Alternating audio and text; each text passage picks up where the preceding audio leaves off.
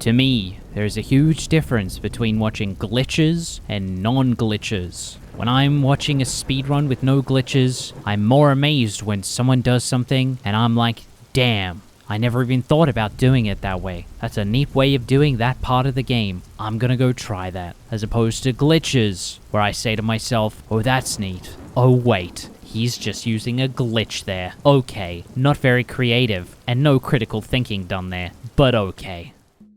Amongst the viewers of speedruns, there is often a hotly debated topic that causes arguments, causes copy-pasta-worthy messages, or just general contention within a community. Are glitched runs really speedruns? Are they as impressive as glitchless runs? Are speedrunners just idiots for not doing the clearly more pristine and award-worthy glitchless category? Today we'll be answering all that and more, so strap in, get either your pitchforks or your popcorn, because it's time to ruffle some feathers. Let's start off from the speedrunner's point of view, so that we have the proper context before moving on. We're going to be bouncing back and forth a little bit, so I hope we can keep up. Just thought I would mention that before we jump in.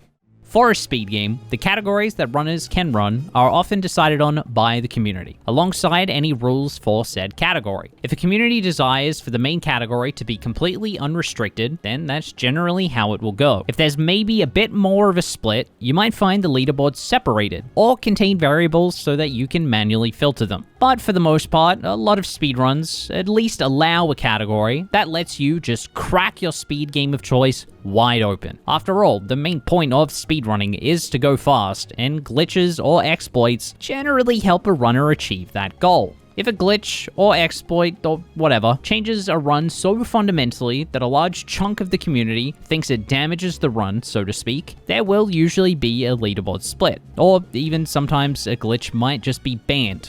But that happens a little bit less often. A good example of this kind of leaderboard split is The Legend of Zelda Ocarina of Time, which, funnily enough, has quite a few category splits. An example being the Defeat Ganon category, which offers both a no SRM and SRM subcategory. SRM standing for Stale Reference Manipulation, which you can think of similar to overriding some of the game's code or memory values to replace those values with something else. A gross oversimplification, of course. I'm not an expert, I don't play the game, but it's enough to get the point across. On the opposite side of the spectrum, so to speak, a good example of a board that doesn't ban anything would be Super Mario Odyssey. At least at the time of recording, there are no known tricks or glitches that the community deems worthy of a leaderboard split. There was, at a time, discussion around splitting its board due to version differences between version 1.0 and 1.2, as the original 1.0 was faster, but quite difficult to obtain. But with the release of version 1.3, it became the most accessible,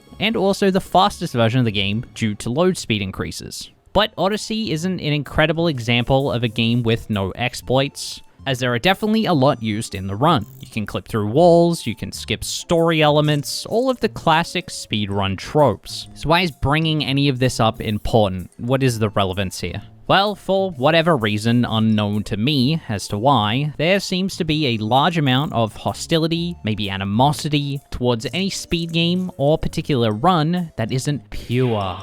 Void of exploits, void of doing things the intended way, and while most of us runners or creators just have a good giggle when we receive one of these comments, and while it's easy to just turn a blind eye and say, oh well, everyone has their opinion, at the end of the day, something, at least I feel, needs to be said about the weird sense of being the only right way to enjoy this hobby. Maybe I've lost my mind or something here, but like, who cares? I've seen a lot of comments over the years about a run being not impressive because it contains exploits or things in that vein, and like, that's fine. If it's not your jam, it's not your jam. I don't run most games because they don't look interesting to me, but then why are you watching a world record run of a speed game category that contains these glitches and exploits to then go into the comments and type up a comment longer than the entire script for this video about why what the runner is doing is so absolutely despicable? I'm not over here typing in all my friends' Twitch chats like, wow, why are you even playing this game? It looks so not interesting to me. Am I the only one over here with my hands up in pure confusion?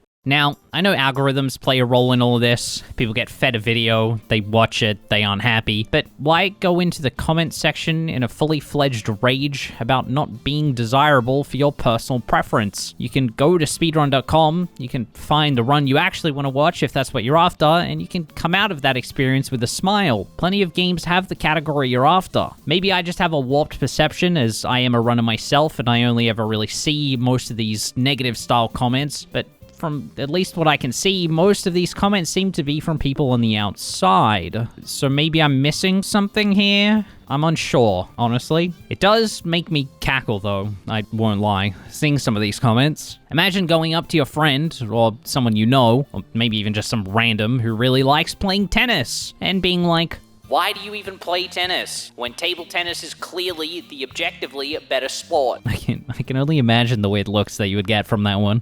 Another frequent jab that you might come across is this very odd obsession with thinking you should only speedrun a game for world record, as if any other goal along the way is meaningless. But there definitely is something to be said for those that see this as their ultimate goal, and I have nothing against that, of course. I have no idea why that's the only thing that's allowed, apparently. Maybe, again, my perception here is warped or something, but I personally couldn't give a single fuck about getting world record. Maybe I'm beating this point into the ground by now, but for me, it's all about the personal journey, taking the skill I know that I have and pushing it to its absolute limits. That's why I continue to run my game of choice. I know that I'm simply capable of a better time than what's written on that timer. Runners above me can keep doing multiple runs in a day and getting better times than my PB every single time, and honestly, it doesn't change the way I feel about myself. I have so much respect for those above and below me on the board, and that number isn't what defines that respect, and I don't really believe it should for anyone. We're all peers, and we can all push each other to achieve better.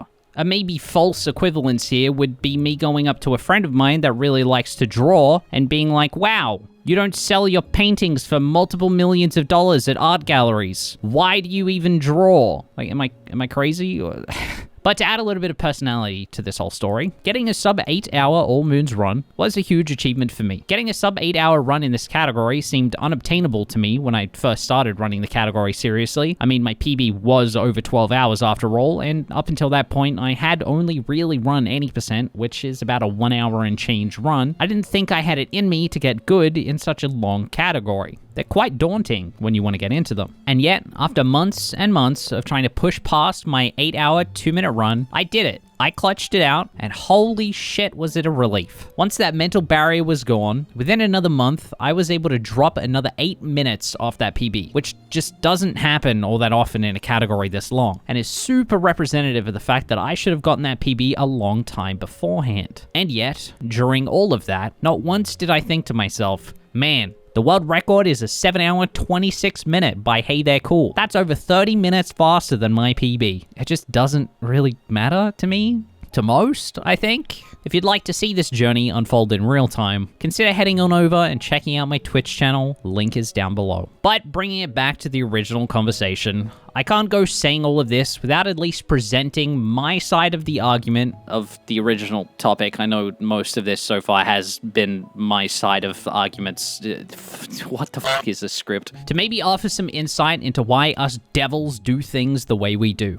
So, why do we as speedrunners feel the need to break open these games and exploit them like some kind of violent murderer? Well, as one would expect, it usually just boils down to, it's fast. The goal of speedrunning is usually to make that timer stop at a lower number after all. But beyond just that obvious answer, there is actually more to it. To those that enjoy running these type of categories, there is a certain aspect of excitement or enjoyment that comes from finding new discoveries. Exciting new ways to save time, a route that saves a few seconds over the previous. This hobby really bounces so incredibly well when it's got a strong community backing it. Everybody builds everybody up, and they love the thrill of learning a segment all over again to push things just that extra bit further. Nothing says this more than when runners are closing in on breaking a minute barrier. As that timer begins to approach a lower minute value, everybody starts sitting in the edge of their seats. What's going to push it to a new time?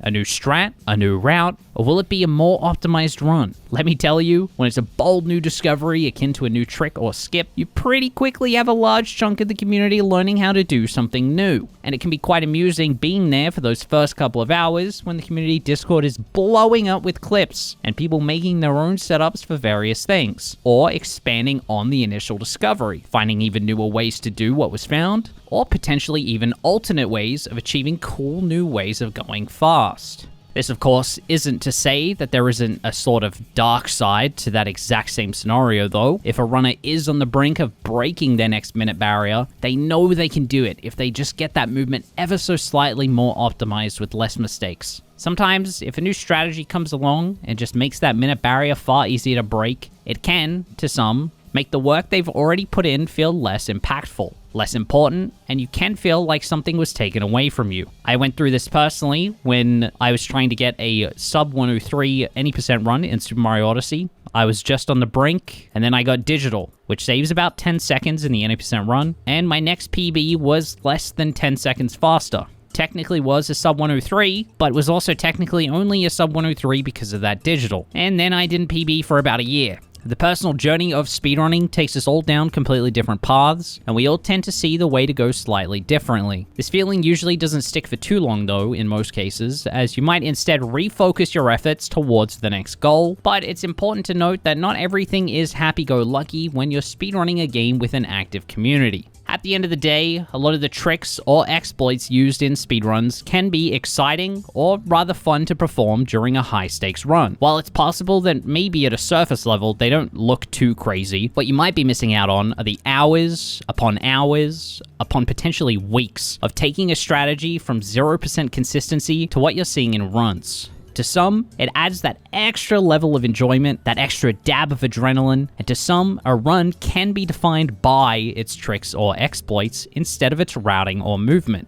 To cap off this video though, if I see one more person say, "Ah yes, you spend thousands of hours just learning how to beat a game faster, so you spend time trying to spend less time," as if that's some kind of crazy concept, and God himself has come down and graced you with this magnificent opinion, and they aren't being ironic, I'm gonna throw hands. Y'all ever just had a hobby before? You know you can just spend thousands of hours doing stuff just to get marginally better too, right? Like it's not just speedrunning. I don't understand. Thank you for watching the video. Tell me, do you agree with what I said today? Do you think I've lost the plot and you just have an undeniable desire to let me know down below in the comments? Either way, big thanks to the patrons. You guys are incredible and help out more than you could possibly know. I'll see you all in the next video.